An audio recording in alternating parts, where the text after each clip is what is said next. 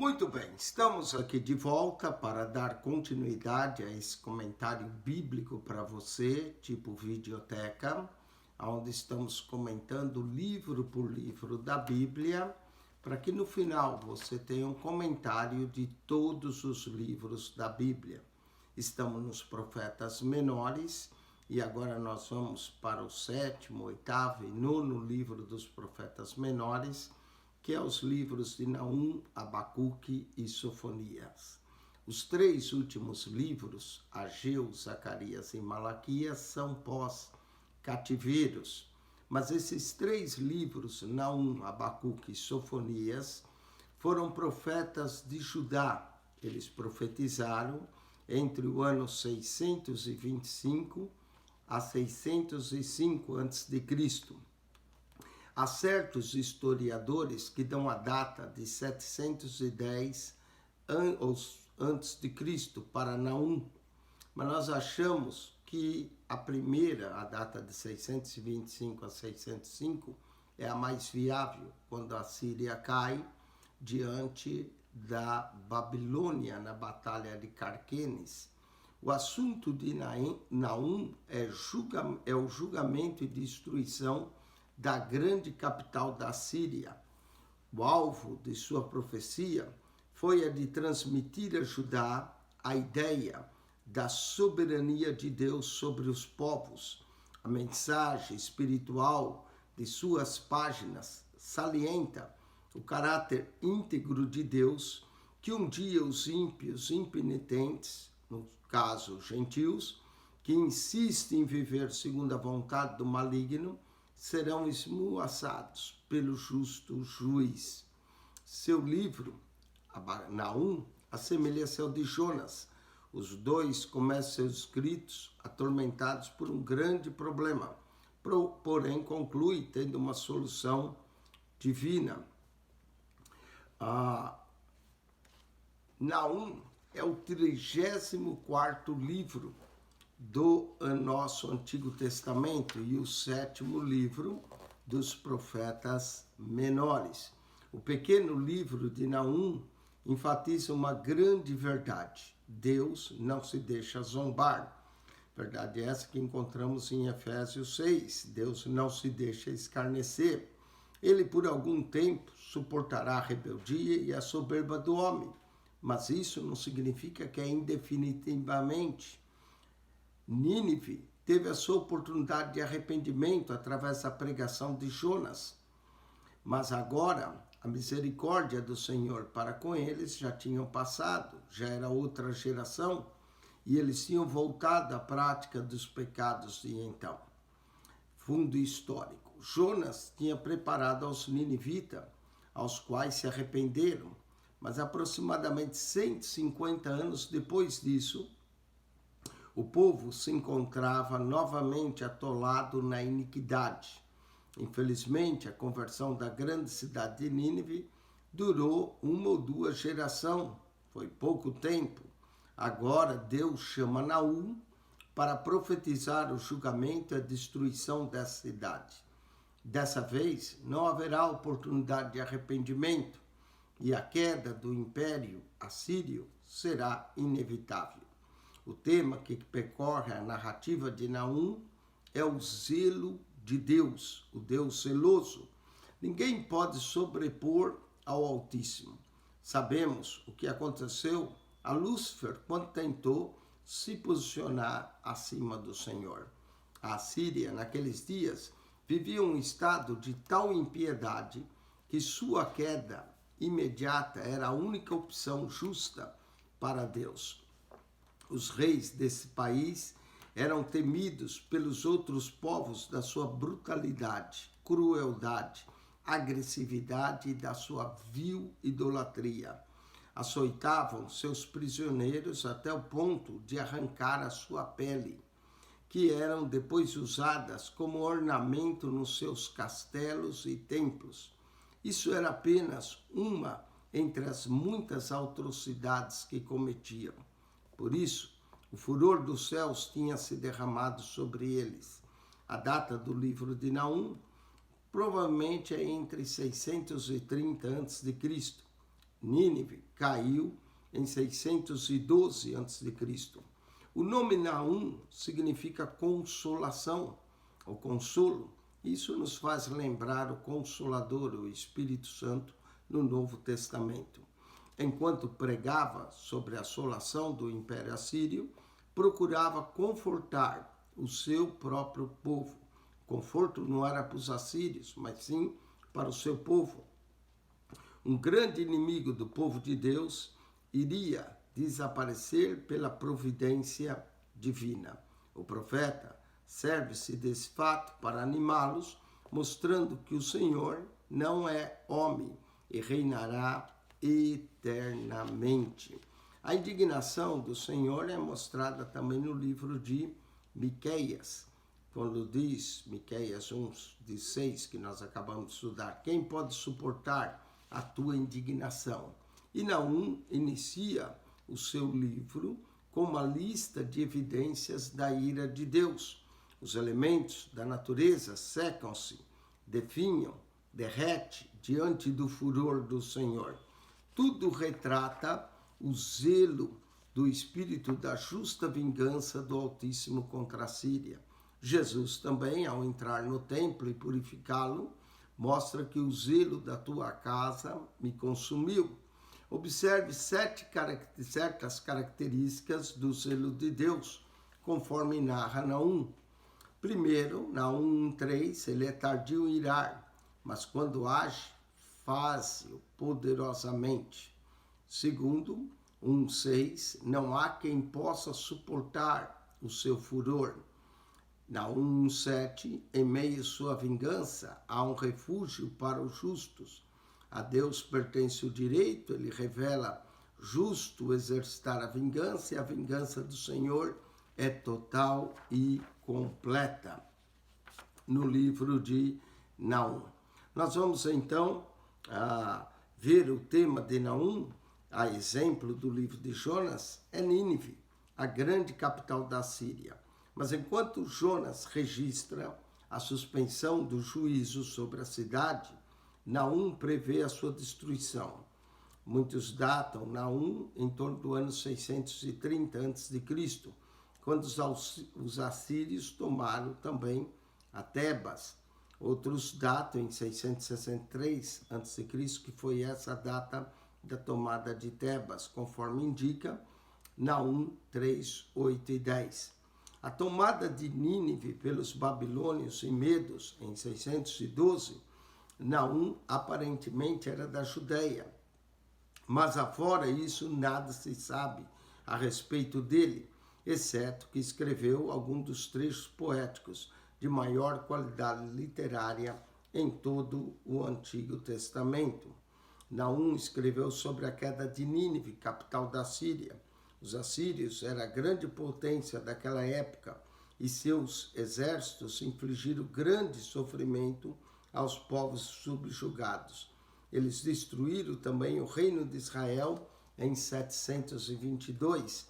Daí, ver a queda de Nínive era um consolo para Israel. O resumo: o juízo de Deus contra a cidade de Nínive e todo o império assírio. Naum, já dissemos, cujo nome significa confortador ou cheio de conforto, é desconhecido a não ser pelo breve título que inicia sua profecia.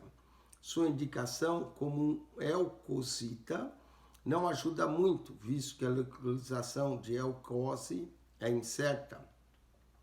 Cafarnaum, uma cidade da Galileia tão proeminente no ministério de Jesus, significa aldeia de Naum, por isso que termina Cafarnaum, não é? Ou seja, aldeia de Naum, onde Jesus exerceu o seu ministério. E alguns têm especulado, mas sem uma prova concreta, que seu nome deriva, a cidade de Cafarnaum, deriva do profeta. Mas ele profetizou a Judá durante os reinados de Manassés, Amon ou Josias. Seus contemporâneos foram Sofonias, Abacuque e Jeremias. A data de Naum é indicada com bastante clareza em Naum 3, 8, 10. versos que trata de No-Amon, isto é, Tebas, no alto do Egito, conforme já foi verificado, e de Nínive, com o fato prestes a se realizar. A primeira foi capturada por Assurbanipal em 663 a.C., Assurbanipal, e a última foi por Nabopolassar, rei da Babilônia, em 606, ou então, conforme foi recém-descoberto, em 612 a.C., o período do profeta, portanto, está entre esses limites, entre 663 até 612. O contexto histórico. Embora se assegurasse ao rei Acaz que não tinha fé que a conspiração do rei sírio Rezim e do rei israelita Peca fracassaria na tentação de depô-lo como rei, conforme Isaías 7:3-7, ele imprudentemente apelou para o rei assírio, que na época era Tiglat-Pileser III, em busca de ajuda. Por fim, essa ação causou-lhe aflição e não o fortaleceu, porque Judá passou a estar sobre o pesado jugo da Síria, de acordo com 2 Crônicas 28, 20-21. Mais tarde, o filho sucessor de Acaz, Ezequias, rebelou-se contra o domínio assírio, segundo Reis 18:7. Depois disso, o monarca assírio, Senaqueribe, invadiu Judá e tomou uma cidade fortificada após outra, resultando numa extensa desolação do país, conforme Isaías 7:20, 23-25, Isaías 8, 6-8 e Isaías 36, 1-2. O próximo rei de Judá, Manassés, foi capturado por chefes do exército assírio e levado à Babilônia. Então, sob controle assírio, 2 Crônicas 36:11, Judá tinha assim sofrido por muito tempo sobre a mão pesada da Síria, e a profecia de Naum a respeito da iminente destruição de Nínive era sobre boas novas. Naum escreveu como se a Síria já tivesse sofrido a queda. Eis sobre os montes os pés daquele que traz boas novas, aquele que publica a paz. O trazer boas novas faz lembrar do Evangelho. O Judá, ó Judá, celebra as tuas festividades, paga os teus votos, porque não mais passará por ti nenhum imprestável. Certamente será decepado na sua inteireza. Naum 1:15. Não haveria mais interferência por parte dos assírios. Nada impediria os judeus de assistir ou celebrar as festividades. Sua libertação do opressor assírio seria completa, conforme Naum 1:9. Também todos os outros povos que soubessem da destruição de Nínive haveriam de se regozijar com a calamidade dela, porque a maldade da cidade causara ali muitos sofrimentos. Naum 3:19. A agressividade militar dos assírios tornara Nínive uma cidade de derramamento de sangue. Naum 3:1. Seu tratamento dos cativos de guerra era cruel e desumano. Alguns eram queimados, outros esfolados vivos, outros eram cegados ou lhes cortavam o nariz, as orelhas ou os dedos. Frequentemente, os cativos eram conduzidos por cordões com ganchos que furavam o nariz ou os lábios, como se fossem peixes. Deveras, Nínive merecia ser destruído pela sua agressividade e sua culpa de sangue. Conteúdo: o livro de Naum focaliza num único interesse a queda da cidade de Nínive. 3 seções principais correspondem aos 3 capítulos que abrange a profecia. A primeira descreve o grande poder de Deus e com aquele grande poder opera na forma de proteção para o justo, mas de julgamento para o ímpio. Embora Deus nunca seja rápido em julgar, sua paciência não pode ser admitida sempre. Toda a terra está sob seu controle, e quando ele aparece em poder, até mesmo a natureza treme de diante dele. Naum 1:8. Na sua condição da miséria e da aflição, Judá podia facilmente, às vezes, duvidar da bondade de Deus e até mesmo questionar os inimigos do seu povo, Naum 1:13-15, e remover a ameaça de uma nova angústia, Naum 9. A predição do juízo sobre Nínive forma uma mensagem de consolação para Judá, Naum 1:15. A segunda seção principal descreve a ida da destruição para Nínive, Naum 2:1-3. Tentativas de defender a cidade contra seus ataques serão em vão, porque o Senhor já decretou a queda de Nínive e a ascensão de Judá, Naum 2:1-7. As portas do rio se abrirão, inundando a cidade e varrendo todos os poderosos. O palácio se derreterá, Naum 2:6. O povo de Nínive será levado cativo, Naum 2:7. Outros fugirão com terror, Naum 2:8.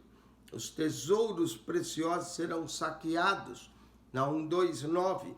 Toda a força e autoconfiança se consumirão, Naum 2:10. O covil do leão poderoso será desolado, porque eis que eu estou contra ti, diz o Senhor dos Exércitos. Naum 12:11-13. O terceiro capítulo forma a seção final do livro. O julgamento de Deus parece excessivamente cruel, mas ele é justificado em sua condenação. Nínive era uma cidade ensanguentada, cheia de sangue, Nínive 3:1, uma cidade culpada por espalhar sangue inocente de outras pessoas. Era uma cidade conhecida também pela mentira, pela falsidade, pela rapina, pela devassidão, pela violência, Naum 3:1-4. Tal vício era uma ofensa a Deus, portanto, seu veredito de julgamento era inevitável, Naum 3:2-3 e verso 5-7 do capítulo 3. Semelhante no Amon, uma cidade egípcia que sofreu queda apesar dos numerosos aliados e fortes defesa, Nínive não pôde escapar do julgamento divino. Naum 3:14-15. Tropas se espalharão, os líderes sucumbirão e o povo se derramará pelos montes. Naum 3:16-18. O julgamento de Deus sobreveio e os povos que a Síria fez, outrora vítimas tão impiedosamente, agora batem palmas e celebram a resposta às boas novas, 3:19, da queda de Nínive. A mensagem de Naum.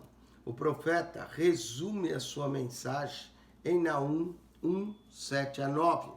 Ele, preeminentemente, um profeta que tem uma só ideia, a destruição de Nínive, convencido de que Yahvé, o Jeová, mesmo sendo tardio em irar, não deixa de se vingar de seus adversários. Naum projeta a luz do governo moral de Deus sobre Nínive, entoando o canto fúnebre do opressor maior do mundo. É o castigo do Senhor, por tanto tempo adiado, mas que agora é seguro e será completo e final. Naum se diferencia notavelmente dos seus predecessores, bem como dos seus contemporâneos, Jeremias e Sofonias, os quais visavam primeiramente a reforma de Israel.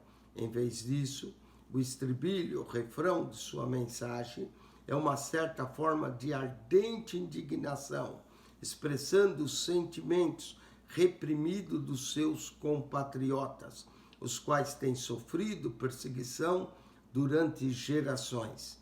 Sentimentos que agora crepitam com chamas de fogo sobre o inimigo nacional de Israel. É a humanidade ultrajada que desperta e pede vingança.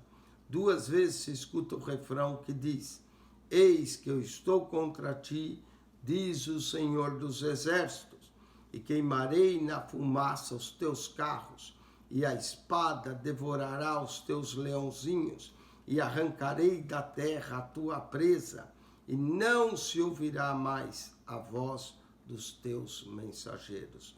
Naum 2:13 e Naum 3:5. Quanto ao esboço do livro, Naum é um livro breve. Ele possui apenas 3 capítulos, 47 versos. É o 34º livro do Antigo Testamento.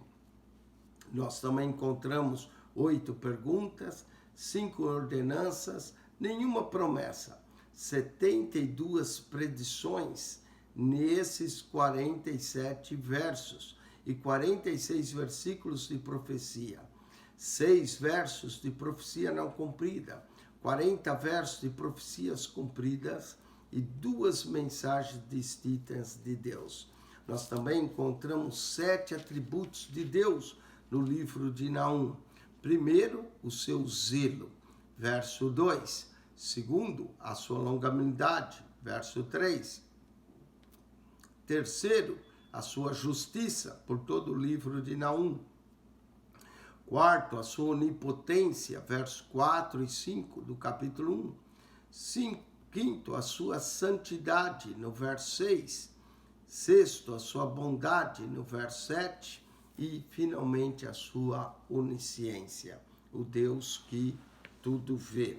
Quanto ao esboço do livro, nós logo encontramos o título, Naum 1:1, a natureza de Deus e o seu juízo, capítulo 1, verso 2 a 15, a característica da administração da justiça de Deus, Naum 1, 2 a 7, a ruína iminente de Nínive, Naum 1, 8 ao verso 11, e o consolo para Judá, Naum 12, 13 a 15. No consolo, é o significado do nome Naum, consolo. Segundo a parte do livro, é o capítulo 2, verso 1 a 13, o vaticínio a respeito da queda de Nínive. Nós temos a introdução, capítulo 2, 1 a 2, o combate armado, capítulo 2, 3 a 5, a cidade é invadida e devastada, capítulo 2, versos 6 a 12, a voz do Senhor, capítulo 2, verso 13. Razões da queda de Nínive, capítulo 3, verso 1 a 19. Aqui mostra os pecados da crueldade de Nínive, capítulo 3, 1 a 4. A justa recompensa da parte de Deus, capítulo 3, verso 5 a 19. Autor, Naum. Tema, a destruição iminente de Nínive. Data, entre 667 a 620, mais certo, talvez 630 a.C. Considerações preliminares. Esse breve livro sobre a destruição de Nínive foi escrito por um profeta cujo nome significa consolo. O consolo seria para Israel, porque foi Nínive que levou eles cativo e destruiu Samaria em 722 a.C.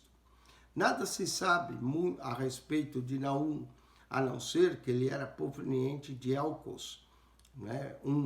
Cuja localização é incerta. Jerônimo acreditava que a cidade ficava perto de Ramá, na Galileia. Sugere ainda alguns que era a vizinhança de Cafarnaum, porque Cafarnaum significa aldeia de Naum. E também outros acham que fica no sul da Judéia. O mais provável é que Naum fosse profeta de Judá, pois o reino do norte de Israel já tinha sido dissolvido quando esse livro foi escrito. Naum profetizou antes da queda de Nínive, em 612 a.C. No capítulo 3, verso 8 a 10, refere-se à queda de No ou Noamon, cidade egípcia de Tebas, com o evento passado ocorrido em 663 a.C. A profecia de Naum, portanto, é proferida entre a data de 663 a 612 a.C., provavelmente por volta dessa última data, mais próximo a 612, durante a reforma promovida pelo rei Josias, entre 630 a 620 a.C. Os assírios eram conhecidos no mundo antigo pela sua extrema crueldade com que tratavam os povos subjugados. Depois de atacarem uma cidade, passavam a chacinar implacavelmente os habitantes, deportando o restante da população a outras partes do império.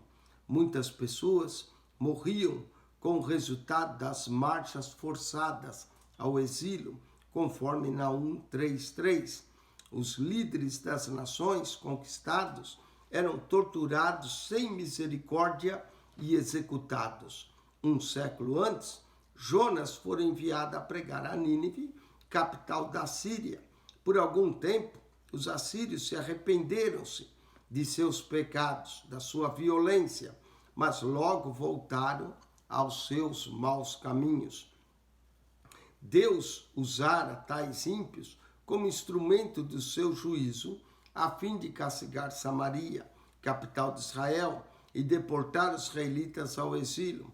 Mas agora aproximava-se rapidamente o dia do juízo para a própria Síria pela sua crueldade.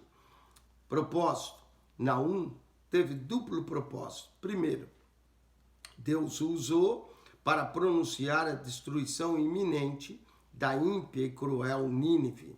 Nenhuma nação tão ímpia como os assírios podia alimentar esperança quanto ao juízo divino. Ela não ficaria impune. Segundo, ao mesmo tempo que Naum entrega uma mensagem de consolo ao povo de Deus, o consolo deriva-se não do derramamento de sangue dos inimigos, mas em saber que Deus preserva a justiça no mundo e que um dia estabelecerá o seu reino de paz. Visão panorâmica. O livro de Naum consiste em uma série de 3 profecias distintas contra a Síria, especialmente contra Nínive, sua capital. As 3 profecias correspondem aos 3 capítulos do livro.